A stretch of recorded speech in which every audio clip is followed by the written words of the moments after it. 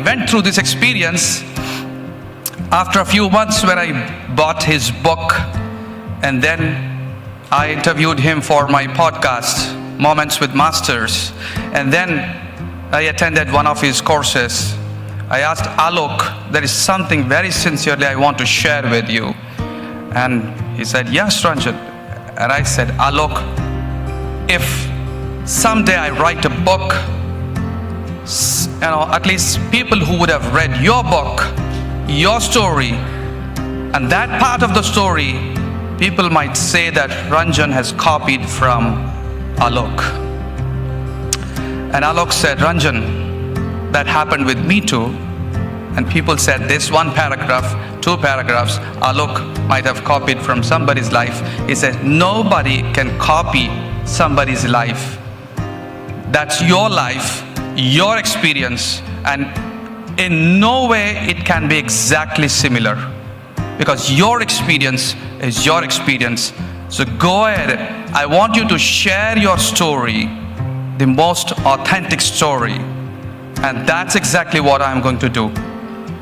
The reason why we all are here. And I'll keep it clear and short. I didn't have words to introduce Steve Hardison,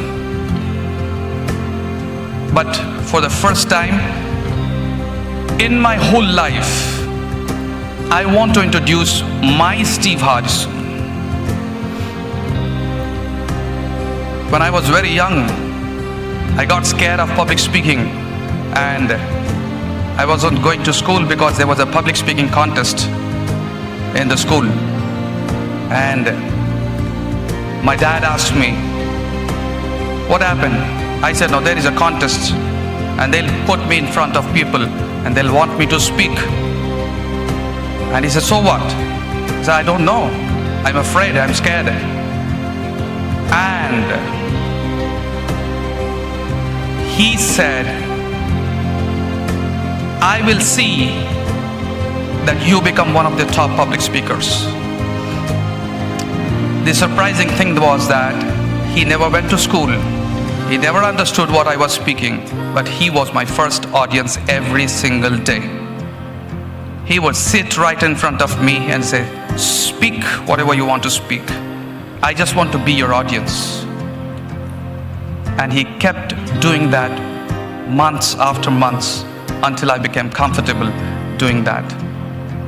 I'm very proud of my Steve Hardison, my dad. For the first time, he is watching me talk in his whole life.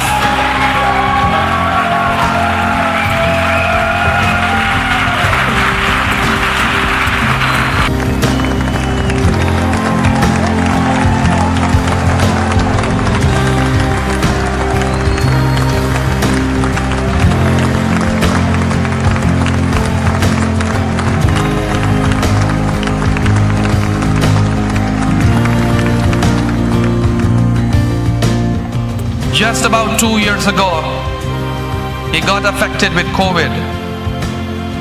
And we didn't know that it was COVID.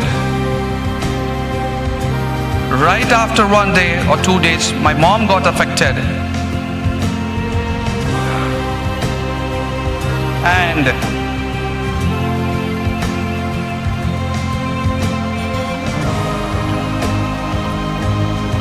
he was dying in a room.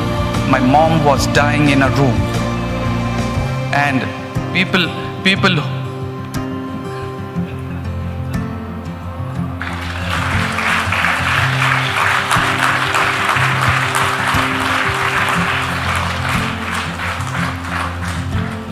who know me know that I have been a single parent.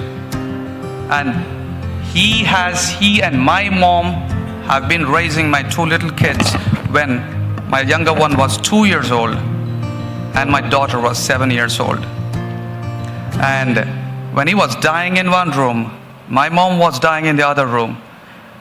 Both didn't know that the other one is dying. And I knew that I'm losing both. I knew for sure. Hospitals refused to take admission, but it was because it was a gone case. And my mom, for the last 3 days, she kept repeating. Every time I would ask, Mom, do you need something? Mom, do you need something? She would say, nothing, just be here, just be here, just be here.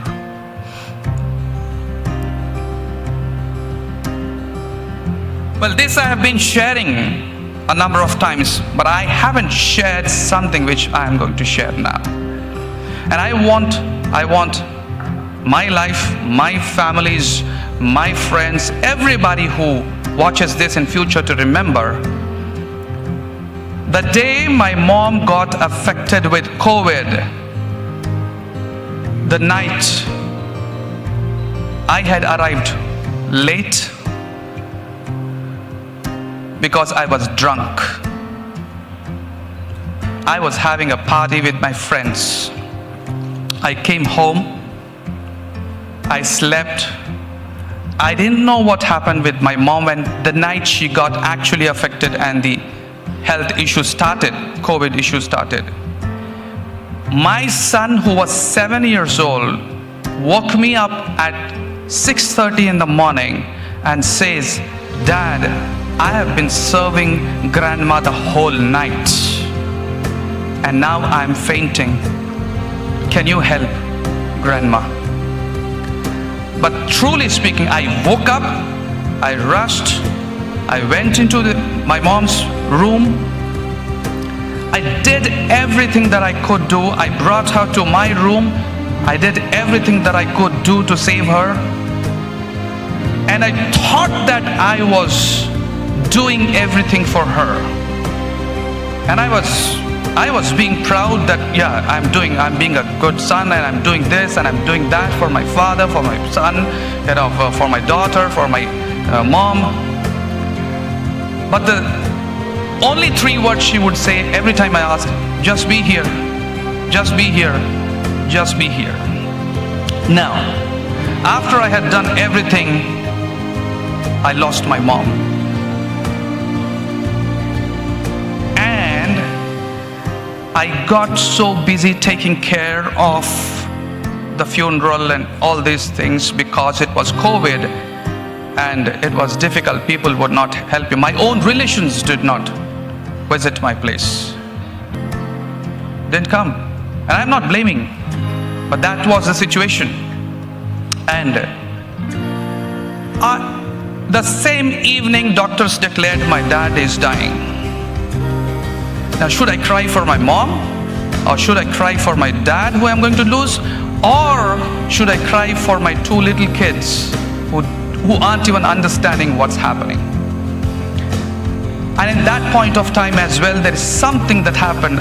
It was probably, we knew that I'm losing my dad, but something that happened was that I could not cry for my mom.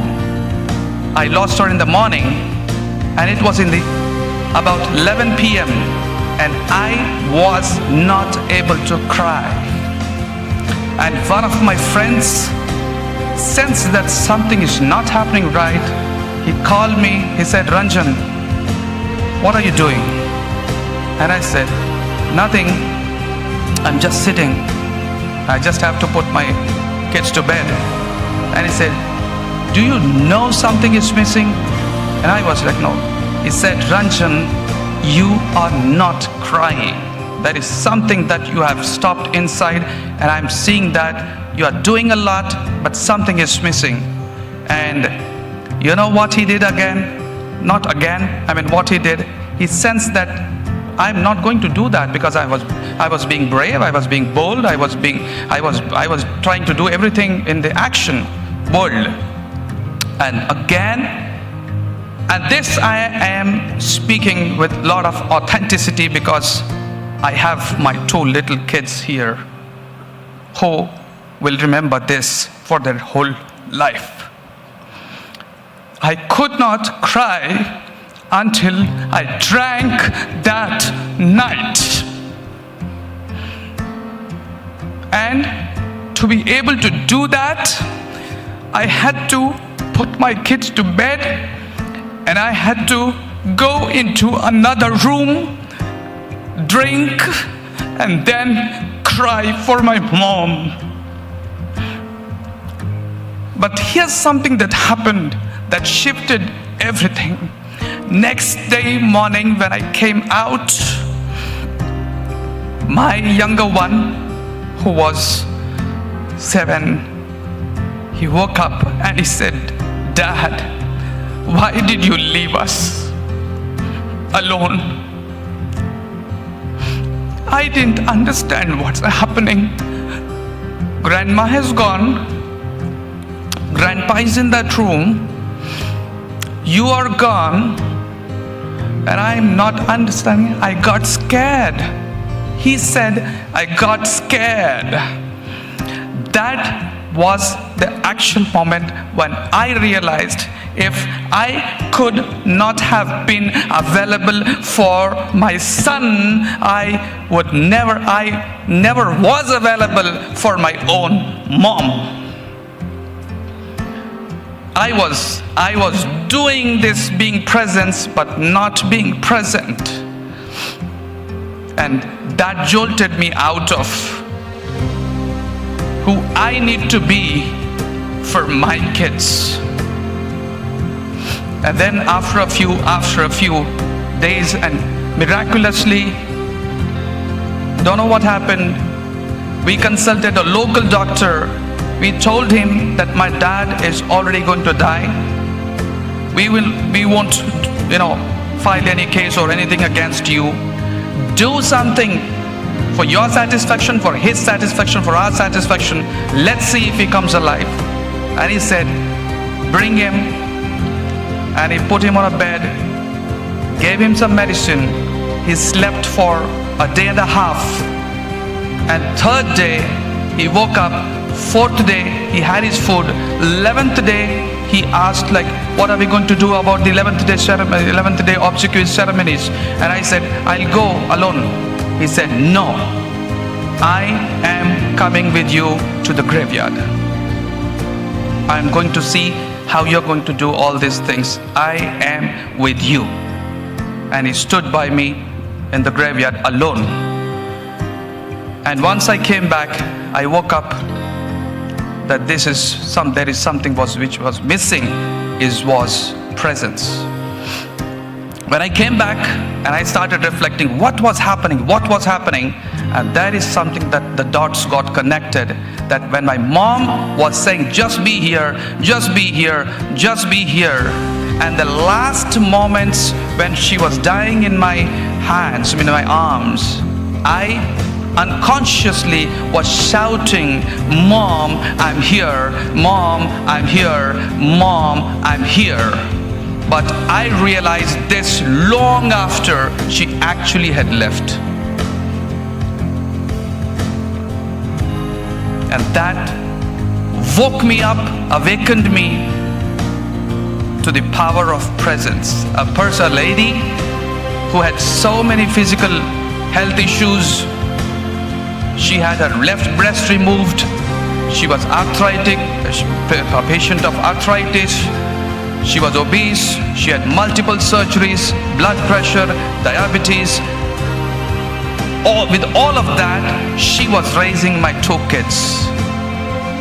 And then that's how I realized, why would a conversation of whole life come to end with 2 pieces of conversation?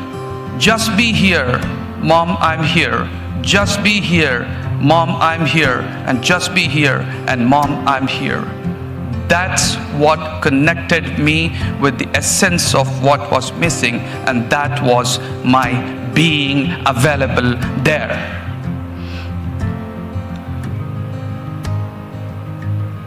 And just that happened. In just a few days, I got connected with the Ultimate Coach family group.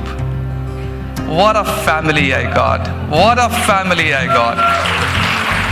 I kept devouring every single post, and then Steve posted about his the PDF that he's going to send to the email. If the commitment is to delete the copy within 30 days of, I said, I am going to do that. I read the book, and that's when like everything got connected for my whole life. And my life made meaning after I read that book. I was a different dad. I was a different son. I am a different friend. I am different in so many. I don't say I'm perfect, but I'm perfect in imperfection, and I'm okay with that. I'm growing, I'm changing, but I'm loving more of myself than ever. And the most important part came when I started talking to people from the Ultimate Coach family group. I started interviewing them for my podcast, Moments with Masters. And one day I was interviewing a friend from our group. And after the interview, I shared with him this story that, we were just sharing a story that he asked me, Ranjan, what happened in your life? And so I was just sharing all these stories. And he said, well, fine. What would you like to create for your mom? What would you like to create for your mom now with this understanding, with this realization, with this transformation and awakening? And I said, I would love to create Steve Hardison in India, and I would love to create the ultimate experience in India. And he was like, do it. So what? Who's stopping you? I said, fine, I'll do it. He said, no, Ranjan, do it. I said, okay, I'll do it. And he was like, when? I said, tomorrow, day after tomorrow, I'll take time, I'll think about it. He says, no thinking, call Steve right now. I said, now? I don't even know him. And after having, read so much, it was a big thing. And we were on a Zoom conversation, Indian time, 1 a.m. And he's like, you know what? I'm not leaving this Zoom call until you call Steve. And I said, man, this man is not leaving me. And I said, see, I understand your passion. I understand your commitment. I'll do that tomorrow. Do you have his number, Ranjan? I said, wow, good thing. No. And he said, check your WhatsApp. I've already sent his number. And I now got it. This man is not going to leave me. And I still remember the first call. And all this is created through that first conversation that I had with Steve Hardison. But before that, I would love to introduce my two little kids who have come here for the first time.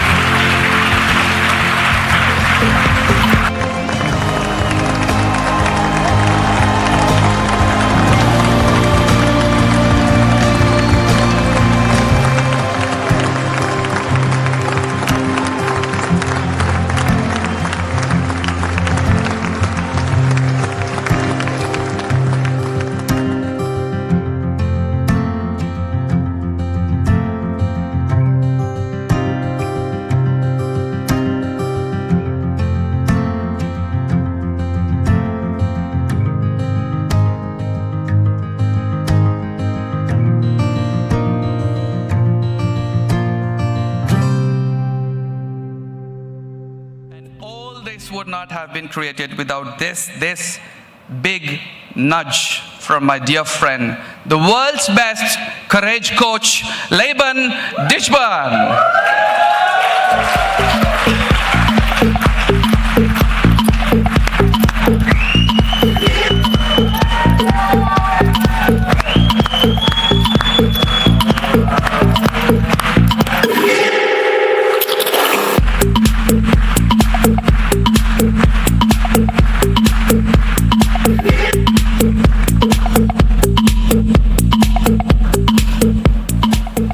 This has shifted my life, my family's life. This has given me a massive experience. I am so much in love with my Indian team. I so love this experience. It has created unimaginable miracles for me, and my family through all the love that we have been getting from my team and all of you. Thank you so much. What I learned is your presence is more important than your action. And I am being more present, and more present. And I'm being a good dad and a good son. And this event, I told Steve, that actually is a tribute to my mom.